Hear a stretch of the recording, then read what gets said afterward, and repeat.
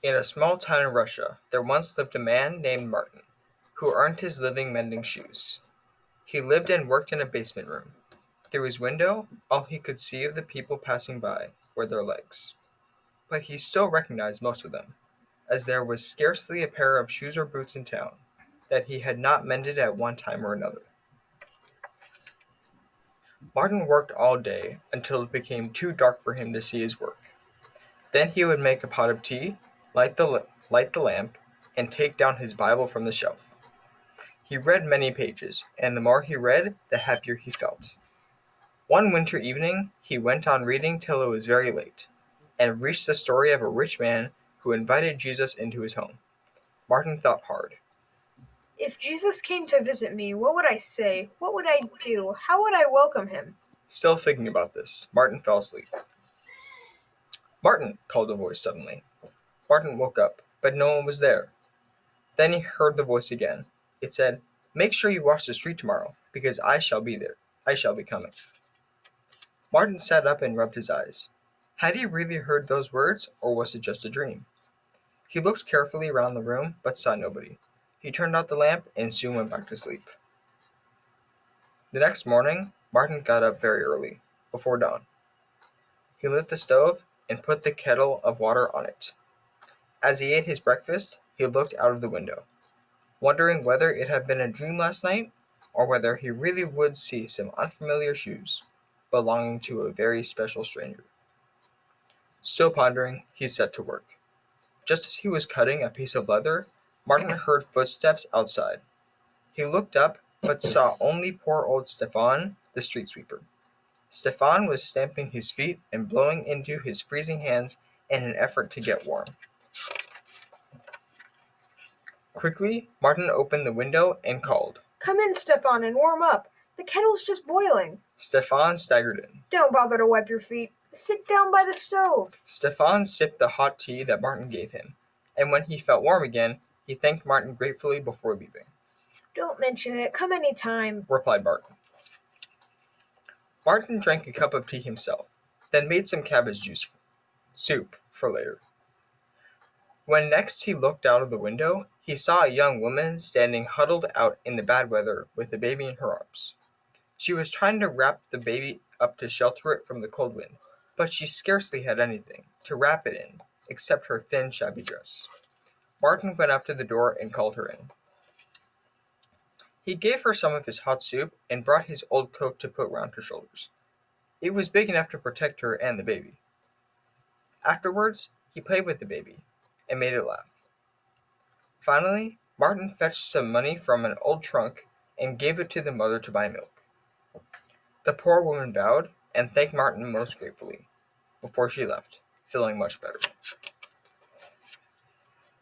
Martin finished off the soup and cleared away the dishes. Later, he sat at work again. A shadow fell across the window, and Martin looked up eagerly, but it was just some townsfolk passing. Some of them he knew, and some he didn't, but nobody in particular caught his attention or seemed like a special visitor. All at once he heard shouting outside on the street. A market woman was dragging along a poorly dressed boy who had stolen one of her apples. She tugged him by his hair, and the boy protested and struggled to get away. Martin hurried out and separated them. Let him go, grandmother. He begged. He won't do it again. If we punish someone so harshly for taking an apple, what punishment should we expect for sins that are far, far worse? The boy and the woman looked at Martin, and then looked at each other. Quietly, the boy asked the old woman to forgive him, and offered to carry her basket along the road. Martin wanted to finish stitching one of the boots, which had to be delivered tomorrow. Soon it was dark. The lamplighter passed by, lighting the street lamps.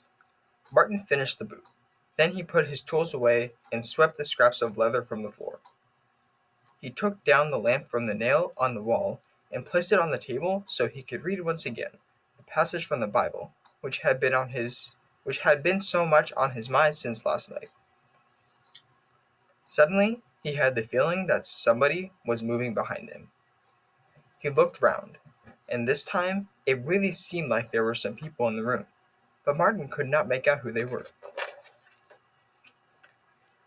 Then a voice whispered in his ear, "Martin, don't you recognize me?" Whom?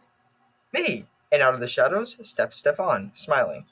"This was me too," the voice said again. And the woman with the baby came forward. She smiled, and the baby laughed. "And this was me as well," the voice said. And the old woman appeared together with the boy who had taken the apple. Both of them were smiling. Martin looked at all in amazement. And then each one vanished. Then the shoemaker realized that his dream had come true after all. Jesus really had visited him that day, and he, Martin, had taken him in. Martin was overcome with joy. He began reading from the Bible where it had fallen open. It was a different page from the one he had read last night. At the top of the page he read, Inasmuch as ye have done unto the least of these my brethren, ye have done it unto me. the end. Oh, that's it. We missed it.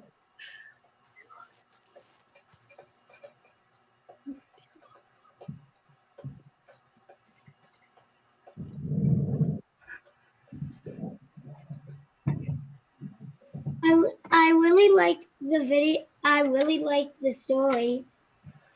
I did too. Has anyone heard that story before?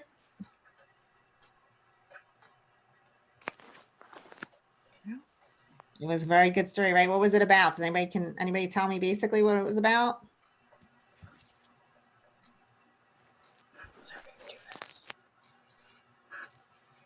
Emily, do you know? No?